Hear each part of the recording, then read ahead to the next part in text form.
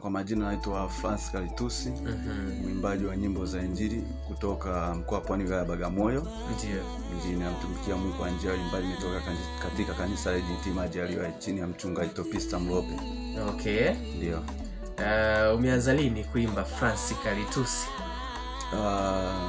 Nimeanza muda kidogo. Ndio. Tangia nianze huduma ya uimbaji.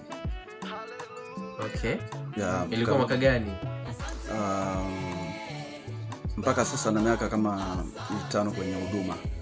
Lakini 5 hiyo katika nianza kwenye, kwa sababu ni mwalimu wa kwaya pia. Okay. Kwa hiyo katika kwenye kwaya huko ndo nilipoanzia huko. Ndio. Francis Kalitusi,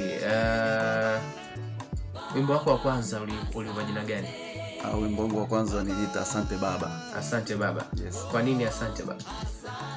Asante Baba kutokana, kama ukisikia kwenye ule wimbo, mambo mengi amezungumzia. Amelinda asubuhi, mchana, jioni. Amelinda magonjwa na ajali. Ameniepusha na balaa zote ambazo zilikuwa zimeandaliwa na mwovu juu ya maisha yangu, lakini Mungu amenilinda. Kwa hiyo katika hayo nizoimba zote nipitia changamoto hizo. Changamoto gani hizo, Francis? Mimi nakumbuka nishaye kutekwa. Katika watu ambao walitekwa, mmoja wapo ni mimi hapa. Yalikuwa mazingira gani hayo, Francis? Nilitoka nyumbani Ndio, nikaja kufanya kazi kwa mtu, lakini baada ya kuja kufanya kazi kwa mtu, ule mtu alikuwa anakaa Ulaya. Ndio. Baada ya kuwa anakaa huko nchi za nje, akaja na mume wake ambao ni mzungu. Sasa leo na Yesu alihisi kama mzungu amekuja, labda si unajua tena, unajua labda kazi na pesa. Sasa baada ya kuja ule mtu kufika, mimi kweli nilikuwa sijui kinachoendelea, kwa sababu nyumba ilikuwa ni ya ghorofa. Ndio. Usiku kama ilikuwa saa 3 hivi. Saa 3 usiku, bado mapema, lakini bado mapema. Yes. Wengine wanakula kwenye ngazi, tunapiga sote, tunaongea huku na huku.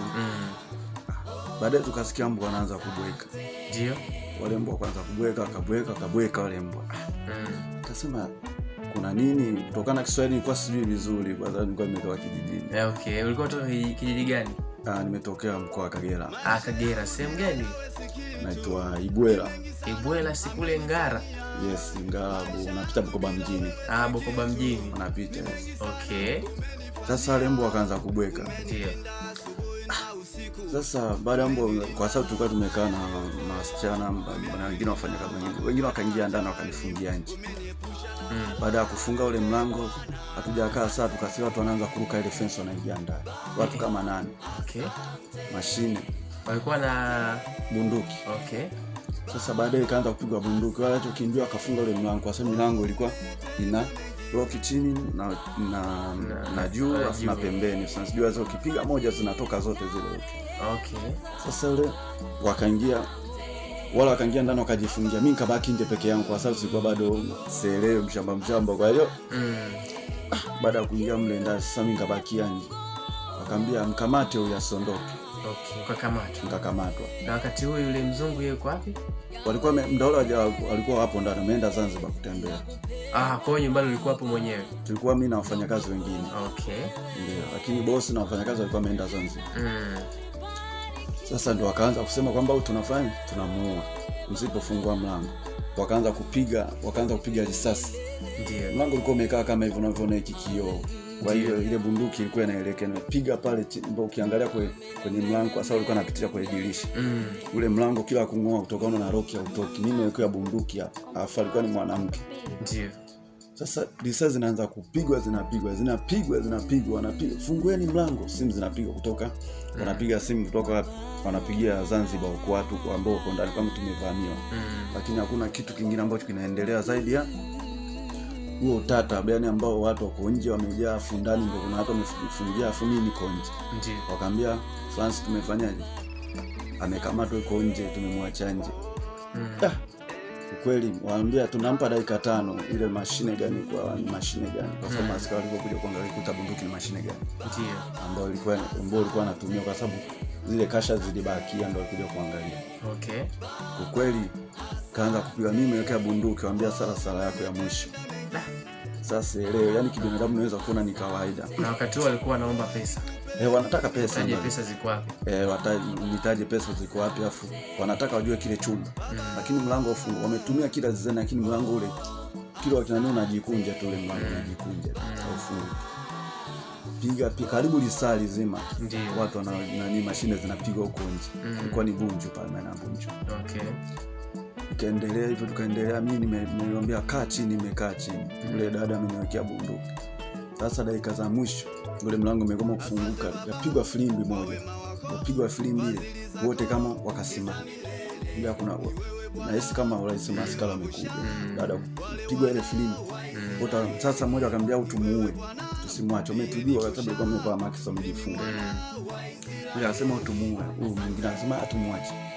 Ule mdada amesema utumalize kwa sababu ishatujua. Na sauti huyu anasema tumuue. Yani wenyewe wanagongana, tumuue huyu tumwache. Ikapigwa filimbi tena nyingine, ndio wale majambazi wakanishika mpaka kwenye gate niondoke nao kwenye fence ambao walikuwa wanaruka. Wakaruka wakaondoka na hawakupata chochote. Baadaye ndo maaskari wakaja, ndio kaa shahidi namba 1 ambao niliona ile tukio, ndio kaanza kuhojiwa pale, kuulizwa. Boss akaja kesho yake. Yani ilikuwa ni tukio la hatari ukiangalia kibinadamu, yani mpaka unaweza ukasema kwa nini nimekuja au kwa nini, lakini mmoja wapo katika changamoto kwenye maisha. Katika nilipokuwa natoa mwimbo ndio nikasema asante baba kwa sababu umenilinda na magonjwa. Okay. Ajali umefisha na balaa zote. Ndio. Nikatoka pale nikaendelea kufanya kazi zingine, lakini ile kazi ilikuwa ni kusafiri kwa sababu nilikuwa nakuja maeneo ya Dar es Salaam kunaitwa Tabata wapi, nakuja kufanya kazi. Ndio. Ile ajali ilitokea, ilikuwa ni gari ambayo ilikuwa ni Costa. Ilitokea pale Bunju kwa jeshi. Kama unakuja hapa kwenye mteremko hapo kutoka hii barabara ikabo inafika Bunju na ni mianzini hapa. Okay. Zamani ilikuwa kuna mteremko mmoja. Sasa pale ndio ilipotokea ile ajali, mpaka yakagongana magari kama 3 kwa wakati mmoja. Nimekuja kushtuka, nimeshafika Mwananyamala, nimelazwa Mwananyamala. Ulipoteza fahamu? Nimepoteza fahamu. Yaani kitu ambacho nakumbuka ni dereva ambaye alimwambia ambaye alikuwa amekaa naye konda, alipiga simu akamwambia mke wangu naomba unitulize watoto. Ndio kitu ambacho nakumbuka. Baada hapo sikujua kitu kingine kichoendelea. Kutoka niko Mwananyamala ndio watu wakaanza kutukagua, kutuangalia, kweli nijikuta niko mzima, lakini wale baadhi ya watu ambao kulikuwa kuna wanafunzi wengine wamekatika miguu, yani ukiangalia ilikuwa ni tukio sana la kutisha sana kibinadamu, naweza kusema da. Okay. Kwa nini, lakini nabidi nimshukuru Mungu kwa kila jambo. Kwa hiyo nimefanya kiufupi ili na mambo yasiwe marefu sana, lakini ni mambo ambayo nimekutana nayo, changamoto kwenye maisha ambao yananifanya kwamba niendelee kumwamini Mungu kwamba anaweza. Sawa. Francis, umesema moja kati ya wimbo wako unaenda kwa jina la Asante Baba, si ndio? Asante Baba. Unaweza kutuimbia kidogo Asante Baba, wimbo wako huo? Yes. Okay. Twende. Asante Baba, asante. Asante Baba, asante. Umetenda mengi Baba, asante. Nikupe nini Baba? Baba, asante. Mwambie asante. Baba, asante. Asante Baba, asante. Umetenda mengi Baba, asante. Asante Baba kwa wema wako, fadhili zako ni za milele. Ni wewe Bwana liyenivusha mimi mwana wa Israeli.